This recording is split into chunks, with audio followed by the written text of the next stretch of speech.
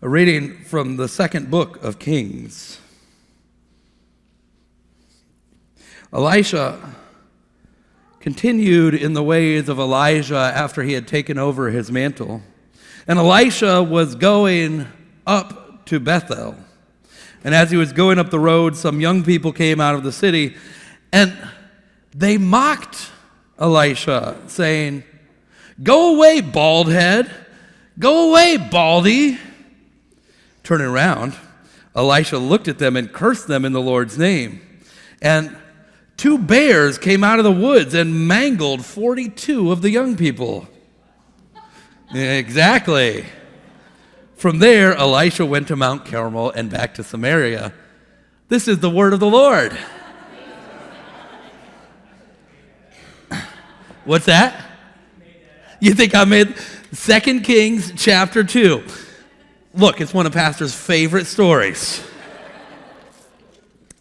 Have no doubt God loves bald guys. Right? How many of you have ever read that story before? A handful. Yeah. We don't often read it in Sunday. I've preached on it once before, and it's one of my favorite stories, in part because it's so absurd. You read it and people go, "What? That's not really in the Bible." Oh, it is. And it's not even the strangest thing in the Bible, to be clear. But we're going to come back to Elisha here in just a minute. We're continuing to talk through the 10 Commandments. We're jumping over honor your father and mother. Pastor West will be talking about that next week, which means that this week we're talking about, in our system of numbering, commandment number 5. What's commandment number 5? Thou shalt not what? Kill. What's the second one you said? Which is it? Kill or murder? It does make a difference, doesn't it? Right? So which is it? Oh, so to be clear, what the Hebrew says is you shall not kill. It does not say murder. She's okay. Don't worry about her grandma. She's fine. She's not hurting anybody. It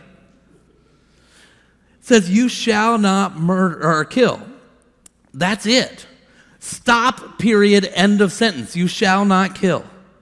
Fun fact, for the first 300 years of Christianity, when Christianity, before it became a state religion, before it became a recognized religion, from the death of Christ until about the year 315 or so, you will not find a single person talking about what it means to be a soldier and a Christian. Because every theologian said it was impossible to be a soldier and a Christian.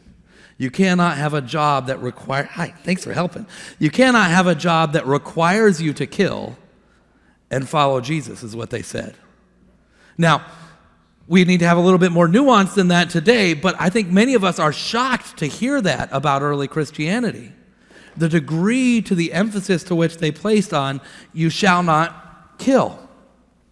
Now, in Exodus a little bit further, it's going to go on and it's going to talk about incidences of accidental death. And it's going to talk about manslaughter and the difference between murder and manslaughter.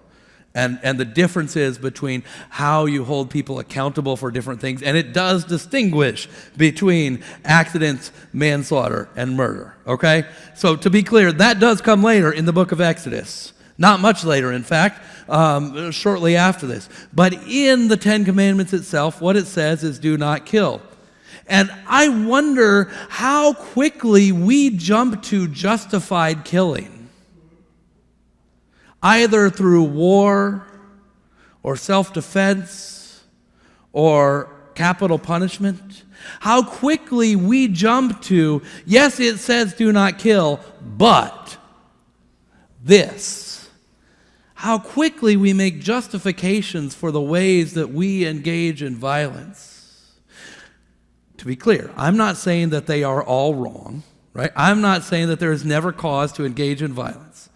But I think that we need to wrestle with it a whole lot more. That it shows up not in the prophets once, but repeatedly, to beat your swords into plowshares, to stop learning about war. Yeah, you're okay, right? Yeah. You're helping me? Yeah. She's a good helper, right? Yeah. Everybody say, hi, Ellie. Can you say hi to everybody? There you go. Awesome. All right. And the thing is, not just what it says in Exodus, but Jesus takes it even farther. All right? So we think, okay, 10 commandments, do not kill, that's the easy one. How many in here are guilty of murder or manslaughter? Anybody? Oh, look at you perfect people. Way to go. But what Jesus says takes it a step even further in the Sermon on the Mount. In this bit of the Sermon Mount after the Beatitudes, he says, you have heard it said, you shall not kill.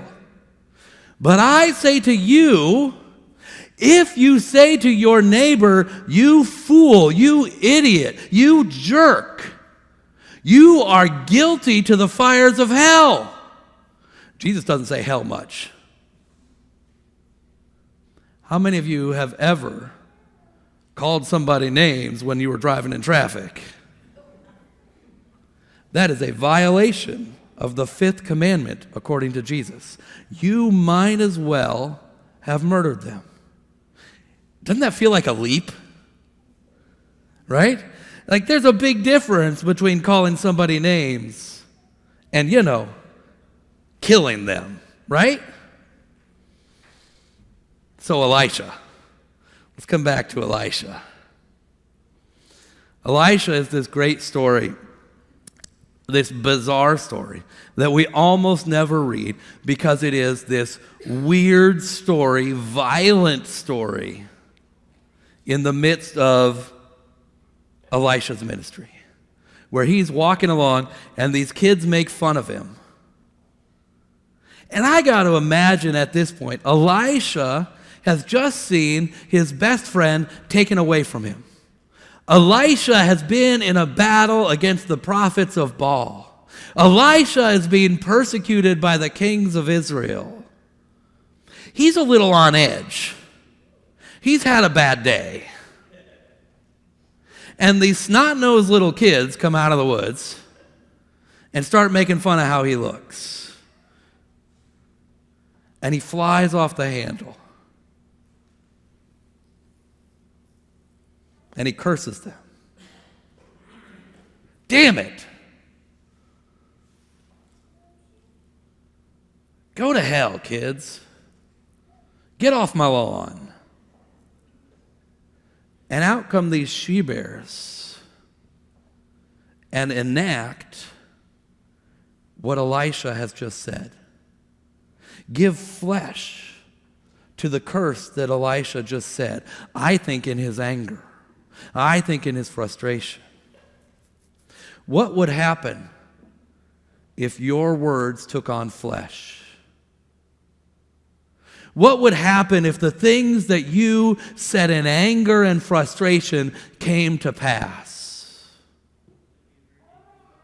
It would be a very dangerous place. Right? I think that's the lesson of Elisha. Our words have an impact, and that's exactly what Jesus says. You cannot walk around saying hateful things without hateful actions happening. Hateful words always lead to hateful actions, and hateful actions always begin in hateful words. You've seen the story in Springfield, Ohio, right? Where people are accusing recent immigrants of atrocious things. Things that people have always accused recent immigrants of, actually. Whether they're from Haiti or Southeast Asia or somewhere else. That's the very same thing. And it's intended for the very same thing. To belittle and dehumanize children of God. To make them seem like other, like different. And at the beginning of how we mistreat people is first we have to see them as something different than me. If I am a beloved child of God, they must be a weird immigrant. A gross gay person. one of those people from the other political camp who's less than human. And when we begin to distance ourselves from others, that's when hatred begins to creep in. If you look at every great act of dehumanization, it begins with the language that we use. It's no accident that the Prime Minister of Israel calls regularly the people of Palestine animals, because you can put down animals. It's no accident that through the history of slavery and Jim Crow, Americans of European descent talked about black people as animals and livestock, because you can put down animals, but not beloved children of God and neighbors.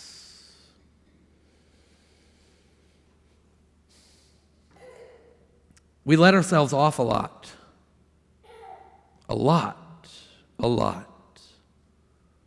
on the fifth commandment. Now, we can talk about killing in general before we get to murder, and talk about to what extent we're involved in killing as it happens through military action, as it happens through the criminal justice system, all of those things. Okay, let's set that off to the side. We come back to that another time, because that's a hard conversation. And it's a nuanced conversation.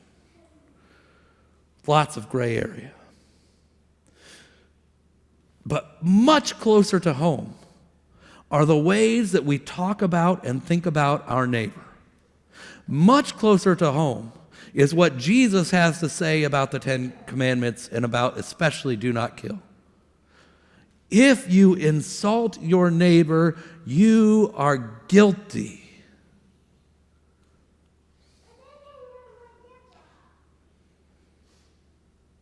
Y'all, there are some people I want to insult. Yeah? There are some people that I got words for. There are some people that I have a list of names for. Some of them I can say in church, but a lot of them I can't. I think that's human nature. I think that's part of who we are. Because we know in our hearts that it's a lot easier to hate people that aren't like me. It's a lot easier to hate people that are not first and foremost children of God. It's a lot easier to hate people that I disagree with if I don't also have to say that they're beloved. But that's what we're called to. We are called not just to the, oh, don't kill anybody, but to the hard work of seeing everybody as a beloved child of God, of seeing everybody as made in the image of God, of knowing, even when it's hard, especially when it's hard, when I look at another person, I am seeing the very image of God. When I look at that person who cut me off in traffic, that person is made in the image of God. And what I say to them, I'm saying to God. When I listen to that person who says stupid things that I disagree with, hateful things that I disagree with, they also are made in the image of God. When I listen in this season leading up to November to people who have a different idea for what it means to live together as a country and as a community, they also are made in the image of God, and they are beloved. The first hardest thing about being a person of faith is to know that I am beloved. To know that I am beloved. To know that I am made in the image of God. The second hardest thing is to know that you, all the yous, are also beloved, are just as beloved as I am beloved, are just as holy as I am holy. It's a weird story about bears in Elisha. But I think it teaches us something so important. Your worst thought about your neighbor, what would the world be like if it were given flesh and meaning? And how can you begin to track your brain and your heart into new ways of looking at your neighbor? To say, they might be wrong. I still believe that. But they're beloved. I might disagree with their words and their actions, but they're still beloved. And all right, you ready for the real challenge, folks? To take it to the next level, the first level is to deal with myself and my own stuff. And that's a lifetime job, right? The second thing is to not put up with it when anybody else belittles or demeans the divine image in somebody else. To not tolerate the dehumanization of our neighbors. To speak out on behalf of the divine image in all of our neighbors. To say, you can't say that about my sibling, about God's beloved, about the image of God in my neighbor. It's scary and it's hard, but it's who we're called to be. Because the commandment to not kill is a commandment to acknowledge God in each and every person on the face of this earth. You're loved. You are loved. Now go in love.